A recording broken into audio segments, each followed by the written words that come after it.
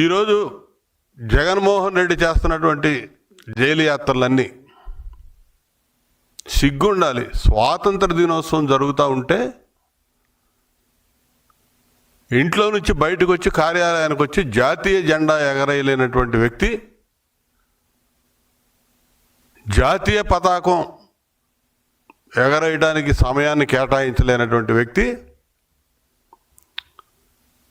వీళ్ళకి సంబంధించినటువంటి వ్యక్తి జైళ్లలో ఉంటే ప్రత్యేక విమానాలు హెలికాప్టర్లు వేసుకొని పరామర్శిస్తూ ఉన్నాడు.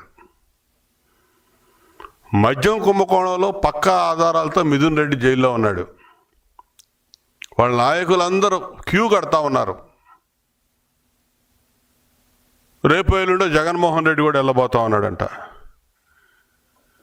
ఈవీఎం ప్యాడ్ల ధ్వంసం కేసులో జైల్లో ఉంటే పిన్నెల్లి రామకృష్ణారెడ్డిని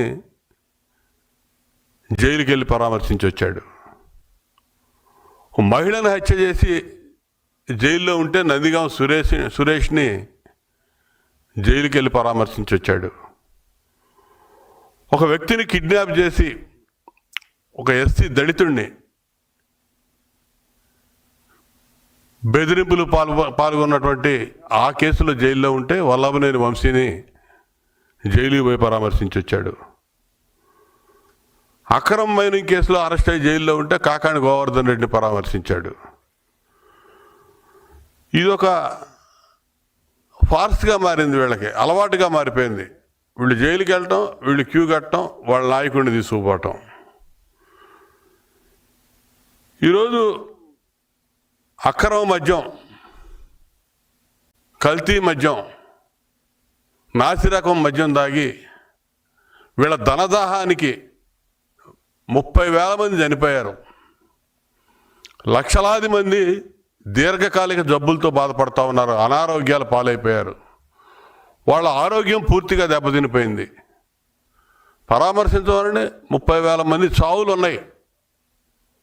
జగన్మోహన్ రెడ్డి దశల వారీగా మద్యపాన్ నిషేధం చేస్తానని ఎన్నికల ముందు హామీ ఇచ్చి మద్యం మీద వ్యాపారం చేశాడు. దశల వారీగా మద్య నిషేధం చేయటం కాదు, దశల వారీగా ఏ విధంగా ఆదాయాన్ని పెంచుకోవాలో వేల కోట్ల రూపాయలు ఆదాయాన్ని పెంచుకొని ఇతని ధనదాహానికి పరాకాష్ఠగా ప్రజల యొక్క ఆరోగ్యం పూర్తిగా దెబ్బతినిపోయి లివర్లు పోయి, కిడ్నీలు పోయి, లంగ్స్ పోయి లక్షల మంది ఇవాళ దీర్ఘకాలిక జబ్బులతో మంచాన పడ్డారు.